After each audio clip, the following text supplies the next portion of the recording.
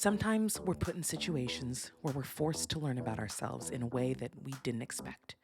Our strength is tested, our view of the world, and what's important to us is put to the test. For my guest today, Ryan Oubre, deciding to get married at first sight not only showed him what he wants in a partner, but most importantly, what matters most to him, including culture and race. You're listening to We Need to Talk. So you got something to say that is on your mind. We need to talk about it. You know, just one conversation can change your life. We need to talk about it. We need to talk. Ryan Oubre, thank you so much for being on We Need to Talk. I'm excited to chat with you. Of course. Thank you for having me. I appreciate it. Well, people obviously know you from being on season 12 of Married at First Sight, and I've been watching the show for many years with my mom, and I really appreciated watching your journey on Married at First Sight, but I also loved the conversation that you started after the show. But one of the things that I really loved was how unapologetic you were about your race and your faith, which are two things that are really, really important to me in my life, and just how I was brought up and the conversations that I had in my household as well. But I would love to know, prior to you being on Married at First Sight, how often did those types of conversations come up in other relationships that you were in? And is that one of the reasons that led you to want to be on that show?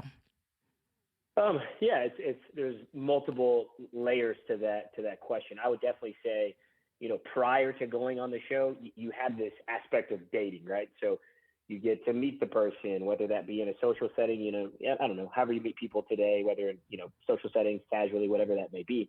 So you kind of have like this introduction period where you're kind of like texting and like understanding each other and like kind of like feeling each other out. And I think the thing that like can't be overstated in a scenario like Married at First Sight is that you don't get that. And of course, you know that, Mm, that you don't get that going into the show. right, right. So a lot of the weight of the person that you get matched with is on the matchmakers themselves. And so not to like necessarily put the blame or like say it's your fault. Um, all of that like introductory period that you get, you don't necessarily get that. You try to talk through personally and professionally and all these different things that go into a relationship. But prior to going on the show, it's like one of the biggest questions I get. What did you do prior to the show? Well, I dated. I got to know somebody before. In this case, we got married. But like before, you make the commitment of being boyfriend girlfriend and the next steps and all Hmm. those different things. So that's probably like I think that's one of the toughest aspects of like looking back and like Yeah. reflecting on the show is you're trying to describe something that you necessarily haven't experienced before, but you're trying to describe it the best you can. And at the end of the day, you're putting your hopes on other people. Just to take Yeah. it a step further, like I think about the show like Love Is Blind. I saw the first season. I haven't seen the new one that just came out. But like in Hmm. that aspect, you kind of get to go through a dating period, so to speak. Like obviously you can't physically For see them, sure. but you can talk through things. You can say, hey, how do I feel about this? Hey, how do I feel about this? And you can, hear their responses and talk through those things. And, obviously that's a completely different show. And I'm sure that Yeah, there are, yeah. there are things that happen behind the scenes. But in a general premise of just having a conversation and getting to know somebody, that's a big aspect that is very different on, Married at First Sight. And one of the things that I kind of felt like they beat to death on the show, specifically with you, was this. They're constantly bringing up that you had never said "I love you" Really. or been in love, right? And so I'm curious if reflecting on the past relationships that you've had where you haven't had that feeling or haven't fallen in love, was it because of there being a lack of awareness and understanding regarding your race and your faith? Yeah, it's a good question. It's actually like a question that I've kind of talked through with myself a lot. I personally don't believe so. Hmm. Honestly, like a lot of the self reflection on like the aspect of love and like what does love mean? Have I been in love before? Like I'll give myself this feedback all day. I'm not the most vulnerable person in the world. I think it takes a lot to like break me down and like truly Mm, like get to know who Ryan is. because yeah, I would definitely say like from a vulnerability standpoint, I don't think it's necessarily so focused on faith and like race. I think that's a huge part of who I am. Please don't get me wrong in that For in that sure. aspect. Um, but I think that the you know I I'm slow to trust. Yeah, I'll say it. I'm very slow to trust, and it takes a second to break me down. And even in like the process of like a 2 month process, like the show is, that's I'm gonna tell you right now. Just it's to get to truly understand me. You're. I don't think anybody could do that in 2 months, personally. Yeah. Just kind of following up with you saying that you're slow to trust, how much of that is actually derived from your racial background? Because I know being a black woman in America, that specifically does kind of guide my trust with people. Specifically, if I do have, more white friends, and I'm in an interracial relationship as well. I've been with my husband for 12 years at this point. We've been married for 10. But for a lot of specifically white people that do come into my life, there is a level of, okay, it is going to take me some time to trust you just based on history. And how much of that plays a factor in your life? Man, that's a really good question. That's that's a really good question.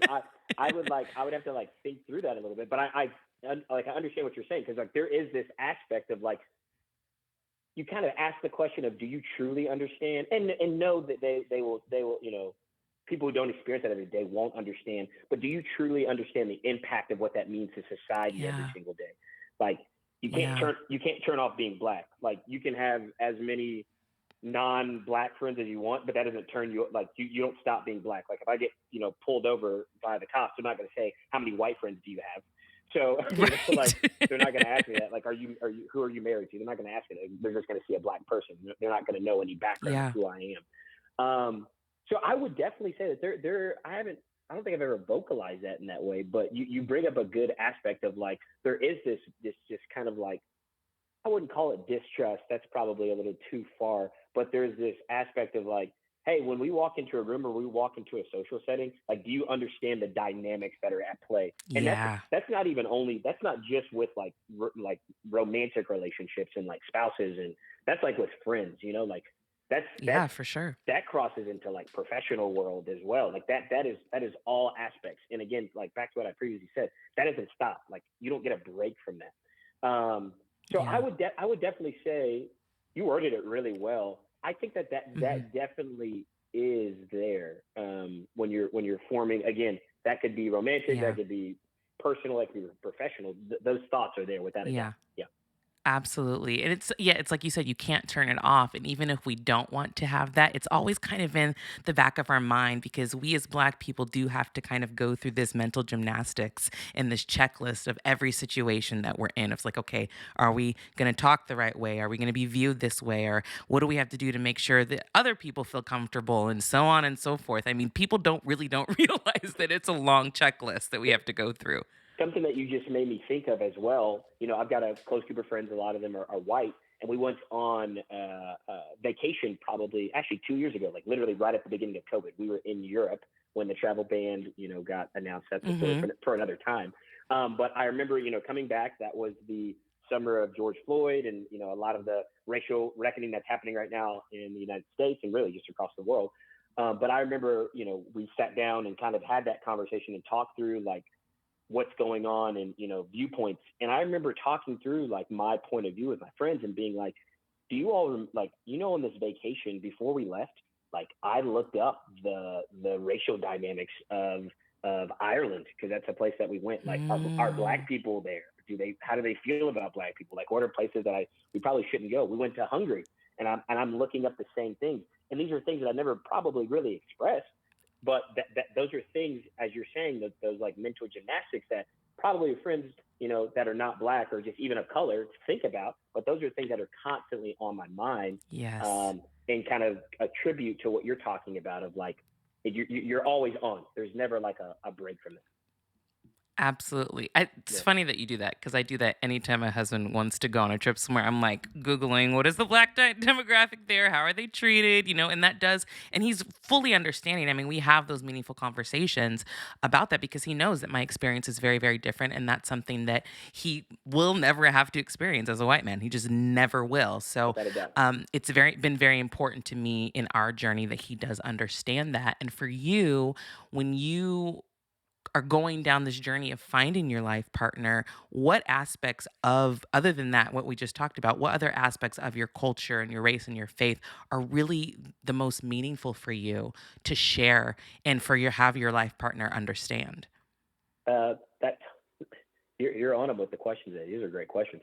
Um, I would say um, something that I definitely learned a part of the show. There's a lot of things that I learned, but something that's really stood out to me from a faith perspective is specifically when you talk about like Christianity, is understanding the power of not just Christianity, but just organized religion in today's society, and the power that that has, and to understand how many people are like hurt and like and broken, for a better term, by religion. And so, Mm, something that was obviously important for my life partner, but just even learning, going through this experience. Obviously, both my parents are ordained ministers. They haven't actively preached in a church in a couple of years, um, but understanding like just people knowing that about me, and knowing that, hey, I yeah, do, I'm a believer in Christianity, of like, I don't say what that comes with, but like what outside perspective of that is, and how people automatically kind of like stereotype and like put you in this bucket. And I would even say, like, rightfully so. Like, it doesn't hurt my feelings, because I look back and I see like how many different marginalized groups have been like hurt by organized religion. I read a book last right. year. Lecrae wrote a book that was how I lost my religion and found my faith, and it Mm, talks about like the importance of it. Really, I mean, I could talk about that book all day, but if there's something really specific that I took away, again, to bring it back to your question of getting to know me and what's important to me, is like really like understanding the breakdown of like John 3:16. Like, for so long in my life, I looked at that almost like as like a condemnation a little bit. Not, and that might be a strong word, but like, God did this, so like I'm indebted, and I like, oh God, like if I mess up, like I'm gonna be, I'm gonna be struck down by lightning, like right there. And that's kind of like that Old Testament, Southern Baptist way of like growing up. But it's almost like you're like in fear for a long time. And in really like in like reading that book, it's like, no, this is like the ultimate like sign of love that like God is showing us, and that yeah, yeah, like we get grace and new mercies every single day, and that goes for everybody. That goes for both you and I. That goes for believer, non-believer. And so, like, really understanding like that reckoning with that scripture, and just what religion, and not even, I wouldn't even say religion, because I try to say that I'm correcting myself. I'm like, I'm not a religious person. I'm a faith-based person. Um, yes, yes, and yes, and really knowing what that means to like others, like that's like really really important to me, and that's something that I really um I wouldn't say harped on, but like really was reaffirmed in this journey of going on the show, and learning like what do you want in a partner, and what's important in a partner as well. yeah, And it's not even like I don't mean that like in the way of like I disagree or say this is right or this is wrong, but I know what's important to me, because like back to the original question that you asked of like what do you have to have, or like what did you look for? Like, there are foundational things that you had when you were when you were looking for your husband. There are foundational things that I have, and you can't really move off of those different things. Like, don't get me wrong, I was right. like ready to talk about folding clothes, and like, I don't know, running the dishwasher and stuff like that. Those are things that like Right. I expected. But like when you talk about like your non-negotiables, like those are the things that I respect everybody's belief. There's no right or wrong. If there's right or wrong for For you, I would sure. say you like blue, I like green. Nobody's right or wrong. That's just your personal belief. But I know for me, this is like foundationally where I have to be. So Absolutely. Reflecting on your time on Married at First Sight, when you're talking about, faith and race, but even at the time when you guys were filming the show, a lot had happened in the country in regards to race relations, right? So, were any of the conversations that you had with your castmates, did any of it center around race relations that we didn't see on camera? And what were those conversations like? Because you all did come from different walks of life and different experiences. So I'm curious, as being one of the Black males on the show, what it was like to have those conversations with so many people that probably were just unaware, or just, as nicely as I can put it, ignorant to what it really felt like to be on the other side of that. It's tough. There's two sides of it. I those conversations definitely did happen. I would say the majority of them are probably off camera. I won't go into like details, but I had some great conversations with. I know Jake and I had some great one-on-one Mm, conversations, just of him like, "Hey man, I see people commenting this a lot. Is this really what you get?" And it's like, "Yeah, dude, let's talk about it." And I talked to Vinny probably the most still. We keep in contact pretty good. But I remember Vinny and Bree came over to the house, um, and we had a great conversation just with like Bree and her background and where she comes from and all those different types of things. So those conversations, you know, they're happening, and you're also thinking. For me, I'm just my brain is constantly going, and I'm always trying to think two steps ahead and three steps ahead, and you're always thinking about. I hate to say it, but how is this going to be portrayed? Because it is a sensitive time in the country. It is, you know, right. uh, uh, I was having a conversation the other day with my brother about people rather run away from the term being called racist as opposed to like doing the work to like talk about it. It's like a Yeah. scarlet And to be anti racist. and to be big facts. And so it's almost like people are so scared of being called racist that they don't want to do the work of like how did my actions affect another person. And so like I get that to a Right. certain extent because we do live in this very much like this is the one statement you made, it's flat, it's blanket, you said it, you need to own it. But there's also an aspect, in my opinion, where it's a time for people to learn, and we have to give people grace in learning. And so, for me to like answer Yes. your specific question, you know, I. I think I think I'm a decent judge of character, and I can tell when somebody is just maybe not maybe aware of how their statements are affecting somebody, but that's not Hmm. truly who they are in their heart. And so for me, like Right.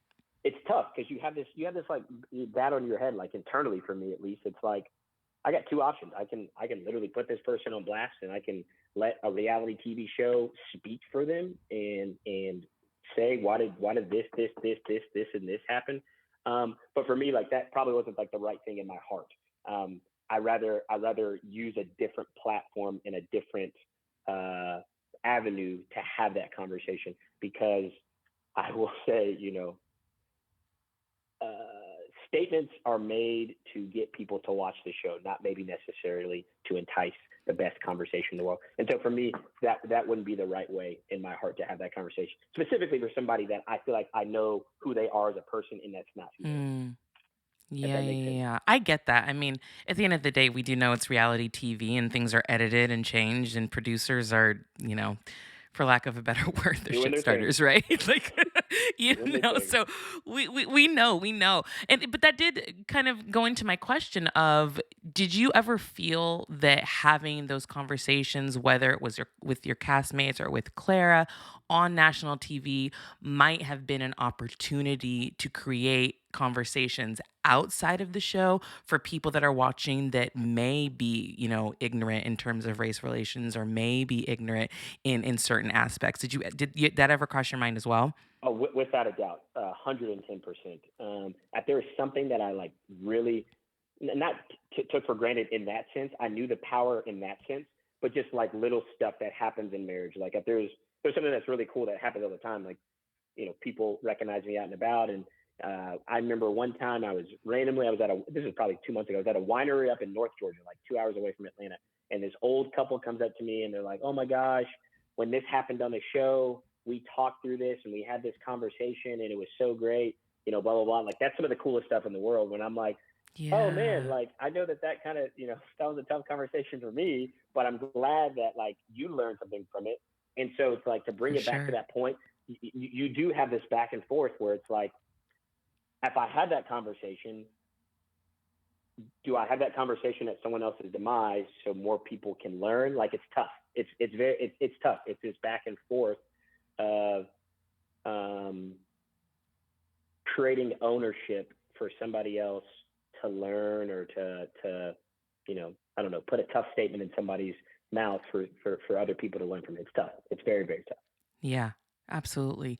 Were you, well, first of all, did you ever see the show? I'm assuming you saw the show before you were on it, so you knew something about it or not at all? I had not seen the show until I was contacted about it. I did watch. I think the Charlotte season was on Netflix, and then Okay. I did watch that one, and then New Orleans was like airing as we were filming. So those are the two seasons I watched. Gotcha, Yeah. gotcha, gotcha. Were you ever concerned about the portrayal of blackness on the show as a black man? Because I know obviously you were on the season with Chris, and Yep. that was a lot going on in that season, right? But as a black woman, I'm obviously always watching things through a black lens, and I'm always so gravely concerned on how our community is portrayed in reality TV versus what might actually be happening. And so I'm just curious, as someone who lived through that, was that ever a concern for you?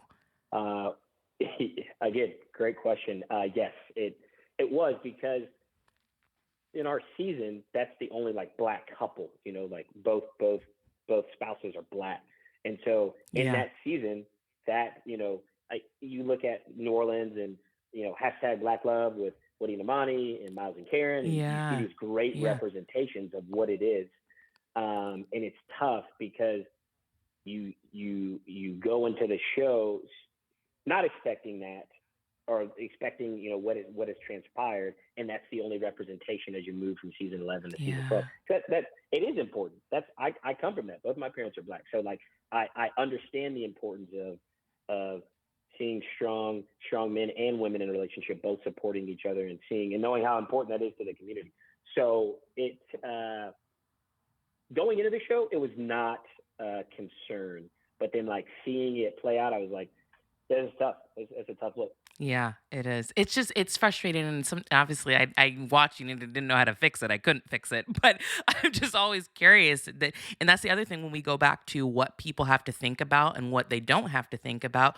We always have to think about what is going to negatively impact or influence how people view our community, because we're already up against so much as a whole. So I'm always like, please, please just show black people in a positive light, because it's only going to taint people's perception of us in general, because we're already fighting so much. So Spot on. yeah, it was frustrating for me for sure. You're spot on. You're spot on. Yeah, yeah. So, obviously fans of the show know that your marriage did end in a divorce, but I have to say that your public statement on Instagram was so beautifully and eloquently written, and it was so maturely handled. And I loved everything that you said, which is one of the reasons why I reached out to you in the first place. But one of the things that you said that really stood with me was that it's possible all too often to not be racist and just be completely unaware. And I think that goes back to some of the other things that we were saying as well. But when you make that statement and you're speaking of lack of awareness, what are you specifically speaking about in regards to the Black community? Yeah, I would. It, it's so tough to describe because well, actually no, it's not tough to describe. Racism, has changed shape and form. When I talk, to my dad, when I talk to my grandmother, like, I talked to my dad about seeing the KKK march in Shreveport, Louisiana. Like, I talked to my grandmother about a time when she had to go to a different bathroom, and coloreds only and whites only. Like, this Mm, isn't that far removed. But the thing yeah. is, as people become in tuned and changes happen, racism just changes like shapes and forms. So racists aren't like meeting at Stone Mountain. Well, I hope they aren't, but they're like not meeting at Stone Mountain in like wearing the white cloths and all these things like loud and proud. Yeah. Like, racism happens Yeah. very, very subtly nowadays. It's when you're walking on the street and like somebody like grabs their purse, or they like switch sides of the street because you're there, or like when you talk to somebody on the phone and you meet them in person, they say, "Oh, you don't look like what I thought you'd look like." So like, Mm, these are different ways that racism has changed. It's just very subtle now, or tries to conceal itself a little bit more, and sometimes it doesn't. Some things are just very still are overt and in our faces. So, absolutely. so when I make the statement Which of like, people are oh, some are still surprised by. Like still surprised. there is so much overt racism. People are like, "What? That was said to you?" Like, yes, it Yes. doesn't matter that it's 2022. There's some real racist people still out there, and it's being passed down from generation to generation still. Without a I didn't doubt. mean to cut you off, but I just had to say that because I'm always surprised that people are surprised. Yes, no, you hit the nail on the head. It is surprising when I'm like, hey, this happened, and it's like, did that really happen? It's 2022. Like, yes. So like that person posting a black square on Instagram doesn't mean anything. So Yeah. you just completely negated that. So anyway, when I say it that way, um, is I really think about. I just got done reading the book Nice Racism, which is the same woman that wrote White Privilege, and it talks Mm, about uh, in our niceties and our kindness that we end up still slighting people and just unintentionally doing it, and that's some of the yeah. toughest stuff to like. I don't want to say like teach, like I'm not teaching people. When I address it or when I say like, hey, when this happened, this was actually racist. This is rooted in racism. You saying, Yeah. hey, like what do you want, like chicken to eat? Like those things are like rooted in racism. So it sounds very subtle to you, and it sounds like a no big deal type thing. But those are rooted in racism. So some of those statements, it's tough. Like it's such. I don't want to say it's a case by case scenario. Like racism is racism, but in some of those instances, people are just blindly ignorant. And like the author of the book, when she's talking about nice racism, she's just blindly ignorant. I don't think she's intentionally trying to offend people. Um, but when you break it down, you have to show people like, hey, I understand that that didn't culturally connect with you, but that was very rude and insensitive. That happens all the time, and so that's kind of where my statement comes from. That like I don't think anything intentionally was done. I don't think that individual is a racist, um, but I think that there were things that happened that were slights to the black community that uh, your marriage to somebody black, you need to be aware of. Is probably the best way to say that. Does that Yeah. makes sense? Obviously, being put under the lens publicly on national TV is a very vulnerable place to be. It's tough. I can't even imagine how many hours you actually had cameras on you. And, it's tough. And reality is the TV is not for me whatsoever. Like in Yep. terms of being on it, I just couldn't do it. Me neither. But through the process of Mhm. being on the show, what do you feel like you learned about yourself in terms of now moving forward to find another life partner, but also just about being black? The first thing I would say is not. I knew who I was on the show, but if there was any question about that, like I'm solidified in who I Mm, am and what's important to me in life.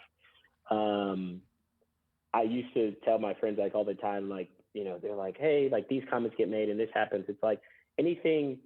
It's kind of funny, like what's the right way to say it? In like reality TV, like anything that like you got made fun of or like joked about, like in your like elementary, middle school, high school days, like it's just amplified like for a world stage. Like anything that's been said to me, like nothing mm, is new in that way. But if there's yeah. anything, it's reaffirmed like what I believe in and who I am as a person.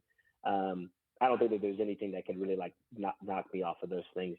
From like a partner perspective, I definitely have learned a lot about myself on what's important to me in a relationship.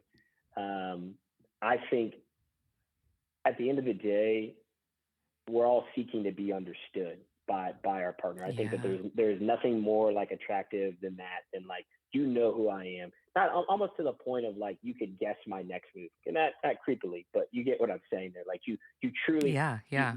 you know my heart. You know what makes me laugh. You know what makes me cry. You know my deepest, darkest secrets. You know my biggest wins. You know my biggest losses in life. And I think like that understanding, that mental connection is like it's something that I crave for in my next relationship. Like the physical stuff's like important. Like don't get me wrong, there needs to be a physical attraction, but like just For sure. the ability to be understood is probably one of the biggest things. And then I think you asked, like as a black man in America, it was a aspect Hmm. other aspect of it. Um, I think I'm a big sports guy. Um, so like I look up to a lot of guys like LeBron James, or like even in like a political realm, like a Barack Obama, just like strong black men that I feel like on a daily, especially the way that the Lakers are playing right now. I don't know if you watch a lot of sports, but like the things that just get thrown at them all day, like every single day, like you represent a lot more than yourself. You really, really do.